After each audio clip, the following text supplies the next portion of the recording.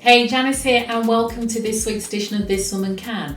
Now, a question I get asked very often is, Janice, I really like my job and I have no plans to change, but my job keeps changing, so what do I need to do to ensure I keep up and remain relevant in my role?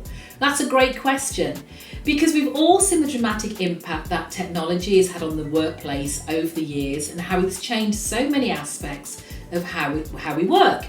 This has been made even more acute with our reliance on technology through the pandemic.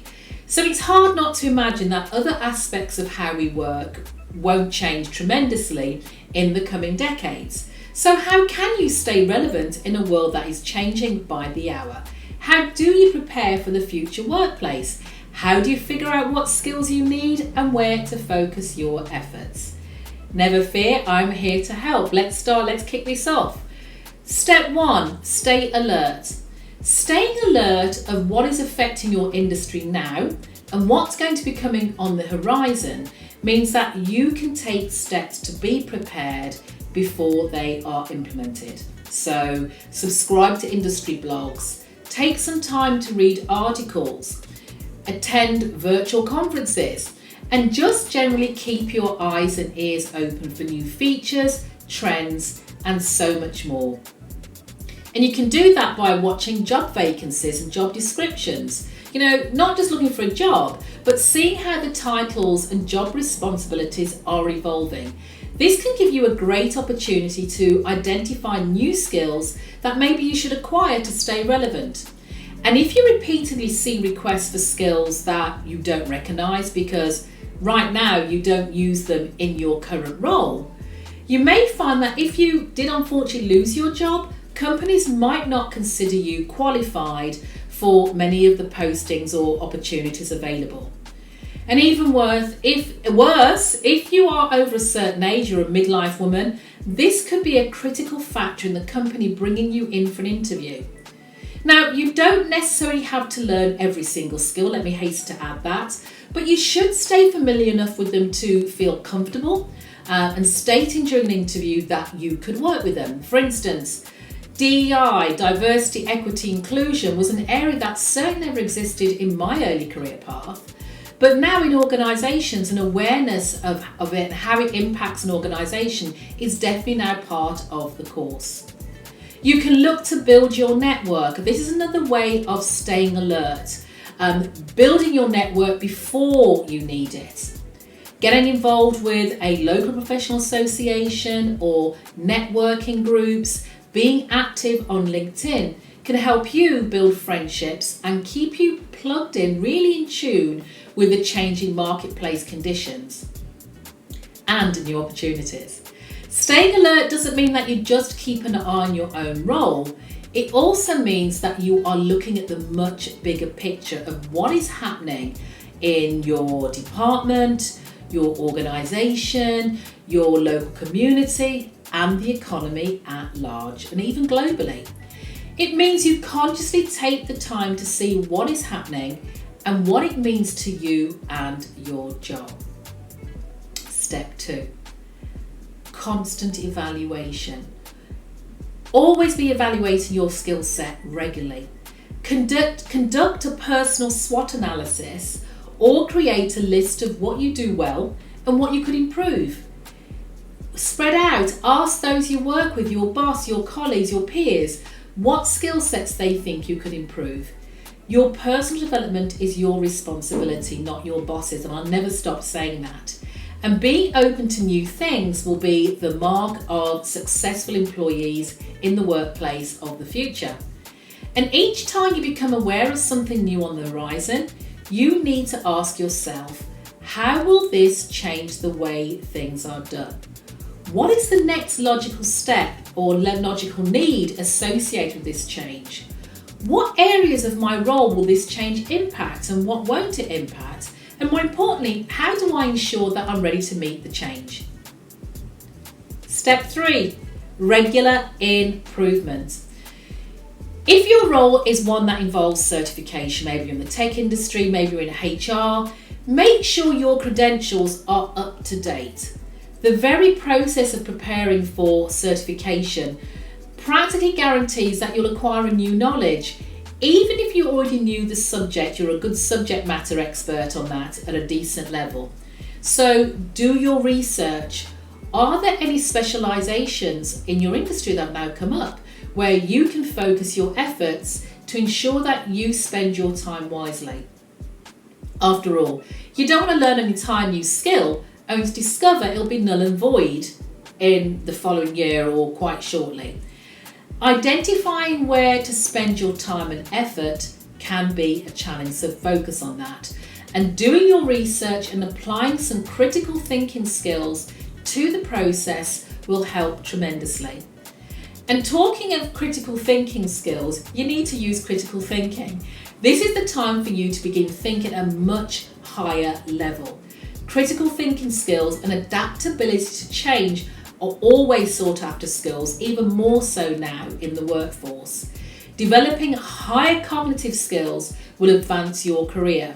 So, for instance, becoming a much stronger communicator or improving your leadership skills can help you no matter what your job.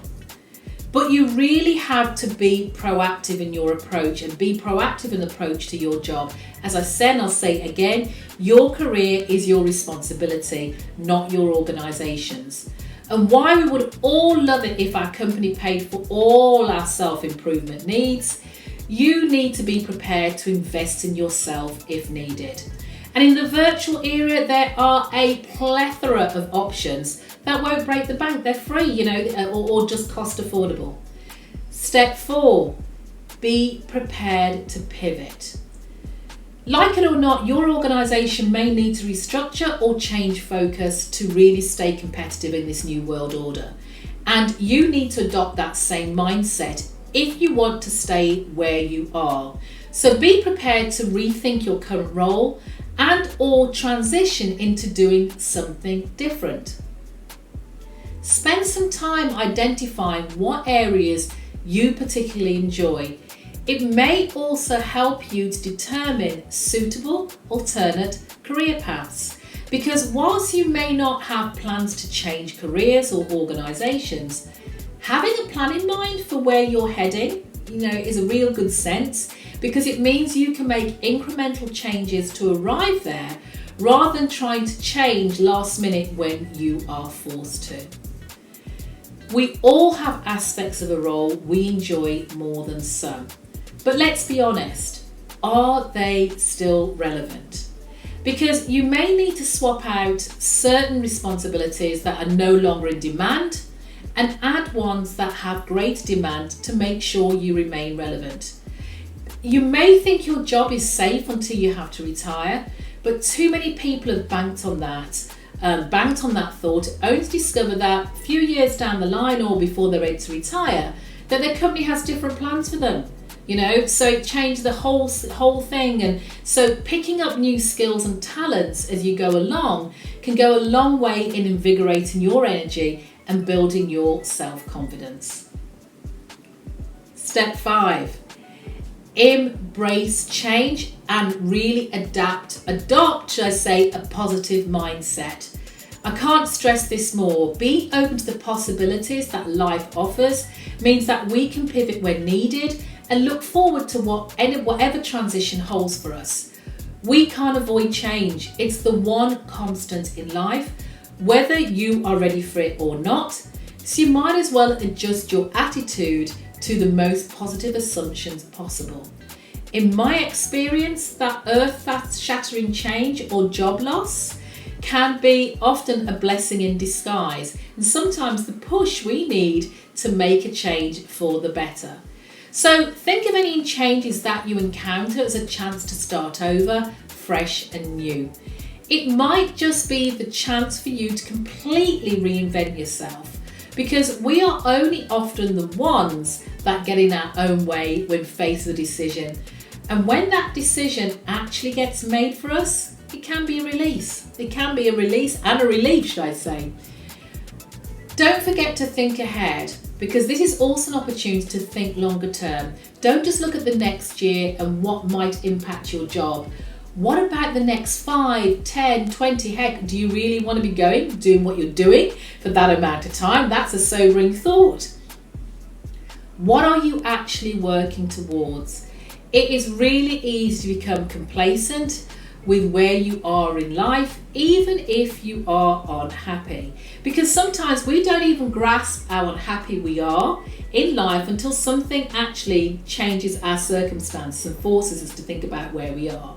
Then we discover that we were just tolerating more of what made us unhappy without even realizing.